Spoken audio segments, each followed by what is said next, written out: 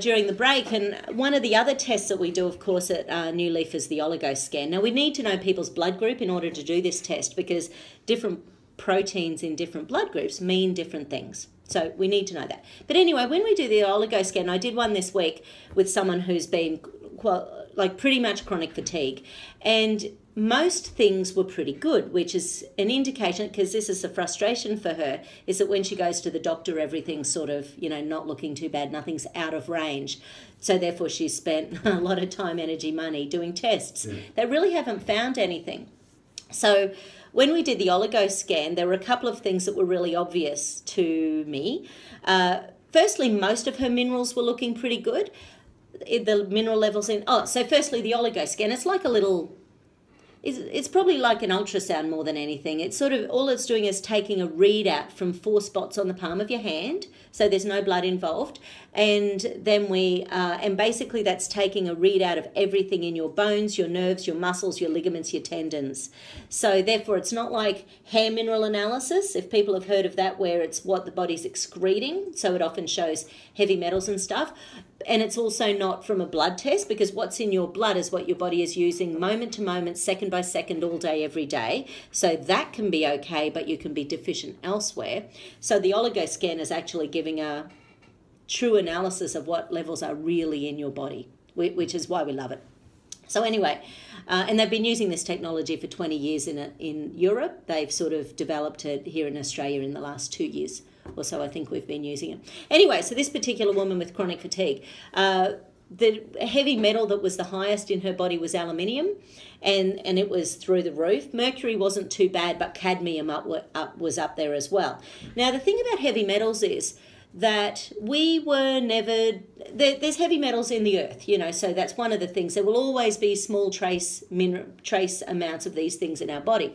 The problem is that because we do so much with our selves these days that are changing the food supply. So, for example, every time we buy tinned food, they have to solder the tins. So in the soldering of the tins are things like silver and, there's about 5 ingredients, silver and aluminium and bismuth, and, there's a few things. Yeah. So therefore, if people eat a lot of tinned food, people say, oh, I don't eat tinned salmon. Tuna is a big one. Tinned tuna anymore, because of the mercury, but they're eating all these other tinned food. They can actually be getting mercury from other sources. Same with things like, we all know about amalgam fillings, how they have a big amount of mercury in them, and from a natural therapy perspective, that can be leaching into your body. It's just one of the things we look at. Yeah. So anyway, with this woman, there were several heavy metals that were quite high, and her magnesium levels were very low. So when I was explaining it to her, one of the big things is that in order to make energy, we have to make this thing called ATP, which is adenotriphosphate. It's an energy molecule. So basically, when we're creating that, you need magnesium, you need phosphates. But if we've got high levels of mercury, mercury displaces magnesium from making this energy. So that's why heavy metals are linked in with chronic fatigue in some people. Not in everyone, but in some people. So therefore, it's one of those things that when we're having a look at it, and so I could give her magnesium till the cows come home, but until we pull that mercury out of the body, because she was low in magnesium, she absolutely needs magnesium, but we've got to pull the mercury out of the system, because if I keep giving her magnesium, it can still bind with that mercury and still not make energy, so she could spend hundreds of dollars on supplements where really she's not going to absorb it properly until we start getting those mercury levels down. Yeah. And is that simple? No. If only it was. If only it was. Yeah, not like the thermometer, you just break the glass on the bottom and it all just dribbles out. Yeah. That's right. That's an easy way to get rid of mercury. Don't you remember doing that as a kid? I used to love play. Anyway. Yeah, that's probably why we were in this situation. Exactly. It's probably not helpful. Well, another thing too, when you said about like silver and stuff like that, yes. And I know that like the saying people born with a silver spoon in their mouth came from the bubonic plague time in England. The rich people that can have silverware. Yes. They would put the spoon in the child's mouth when they went out in the street, because they reckon that stopped the bubonic plague germs from getting in the body. I wonder if it did anything.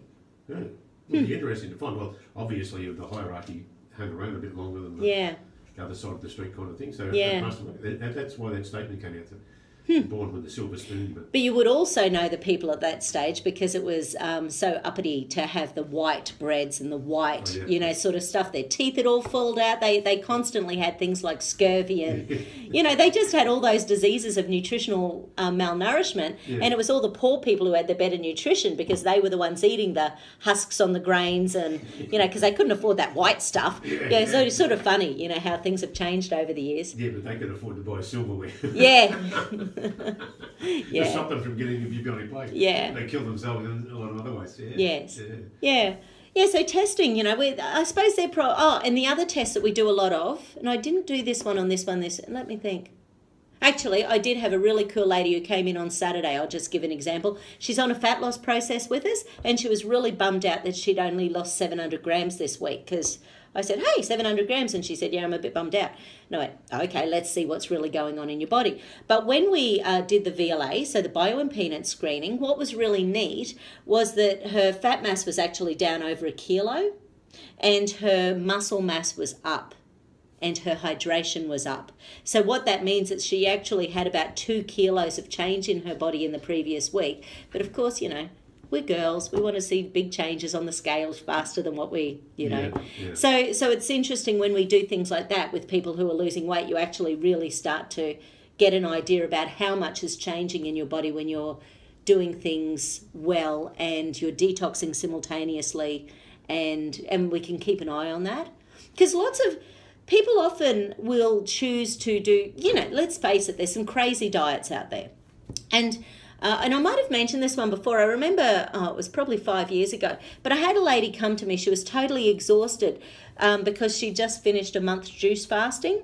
Oh, right. Now, it was juice fasting that sort of got me into natural therapies because going back before I started studying natural therapies, I read a book by Paavo Airola called How to Get Well. And he had 3 pages on fasting. So my hubby and I did 3 weeks of three things per day. We did like a cabbage soup, we did a veggie juice, and we did a fruit juice.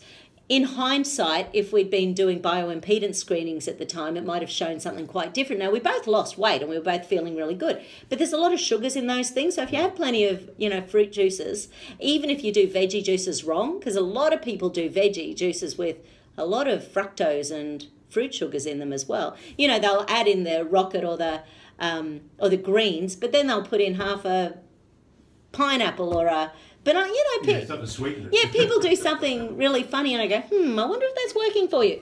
Anyway, so when we did it, because when I first started doing bioimpedance screenings, which was probably 12, 13 years ago, something like that, I was about 63 kilos at the time, and I was always under muscle mass by about 6 kilos and over fat mass by 6 kilos. So I was pretty much the right weight, but I was what's called sarcopenic obese, which means I'm a skinny fat girl. So it basically meant that it was almost impossible for me to maintain my weight because my body was constantly trying to gain muscle mass. Right. Without these tests, and this is the thing that you asked, 20 minutes ago, how do you do it without testing? Well, you sort of can't. No. Because if you don't know what's going on in your body, you don't know what's going on in your body. Yeah, and sometimes your body can give you a false impression. Absolutely. Like having fruit juice. Sorry, I just thought of another argument I had with a naturopath about 10, 12 years ago. And he was saying how fabulous he felt because he was doing this detox diet. And I said, what are you doing? He said, I'm having 2 litres of fruit juice every morning. I went, 2 litres? You're going to give yourself diabetes. And we ended up having this big argument. He goes, but I feel fantastic. I said, of course you are. You're having 2 litres of sugar for breakfast. Of course you feel fantastic. He was amazing. And he actually did most of the tests that we do in our clinic. He's down in Melbourne. And it was funny because I was like, go do the tests on yourself. Go see if you're insulin resistant. Go see if you're losing muscle mass.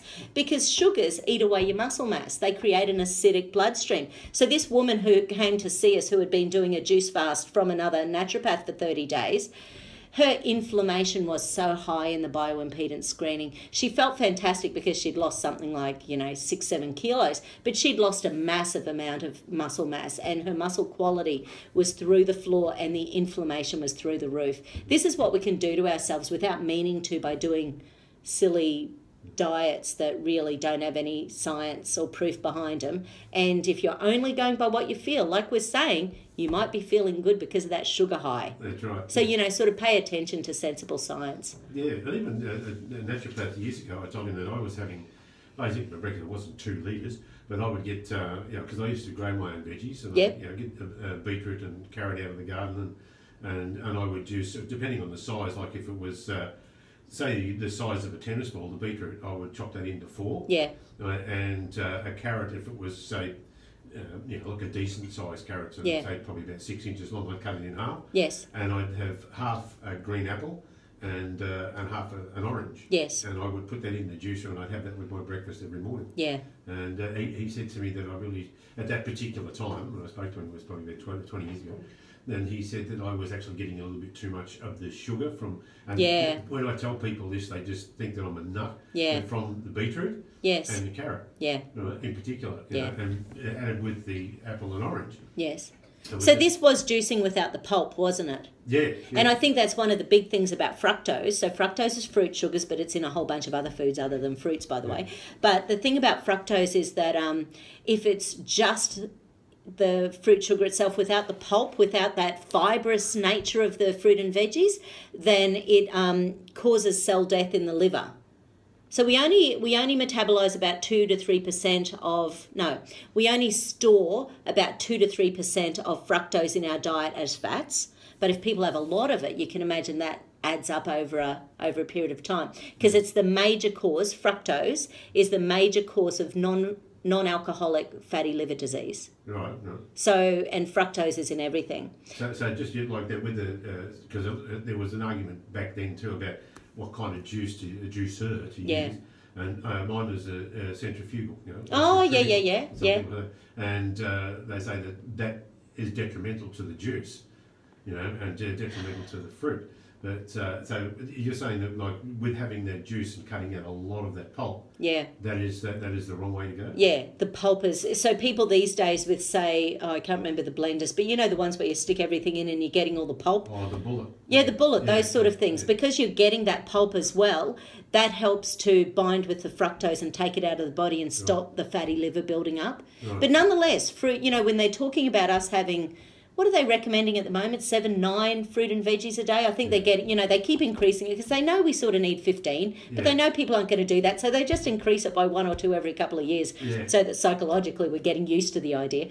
But it really isn't the fruit. It's more the veggies that we need. And it's lots of variety of the colours of the veggies because it's the phytochemicals in those vegetables of all different colours that, make a difference in our cells.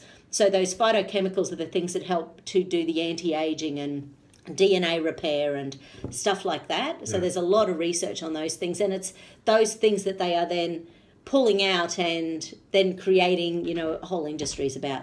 They're going, well, this phytochemical is really good, so let's make it like a drug, multiply it by 1,000 times and put it in a capsule for you. Yeah. And sometimes they just don't quite work the same. Got to look at your diet. Right. Yeah. So would it be okay to use a centrifugal juicer for veggies? Veggies is there's less fructose in most veggies. Right. Yeah, absolutely. Right. Sometimes, and around February, March every year, I find I often get people with a lot of gut problems because often people have been given juices and things for Christmas. Yeah. So therefore, all of a sudden, people are having all these juices with their families, and people all of a sudden start getting all these IBS symptoms and bloating and stuff. Go, so how long you been doing this juices? It's funny. It's like clockwork every year. And then we start talking about the types and what they're really going on. Juices should be diluted. For a start, they should never be 100% juice when you're drinking it. They need to be at least 50% water. Yeah. We can't metabolize the toxins. If we're taking too much in, we're releasing too many toxins from it. So we do go a bit crazy. So you sometimes get exhausted or pimply or yellow if too many carrots or, So I think green juices definitely are better than the fruit juices. And definitely some things like beetroot and stuff are fabulous. Yeah. Homegrown beetroot, yum. Oh, yeah.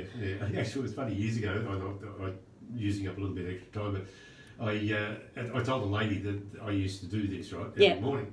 And she comes in, I work with her, and she comes in the next morning, she goes, oh, how can you drink that rubbish? And I said, well, what are you talking about? She said, I put that together and, it tasted so bitter and tart.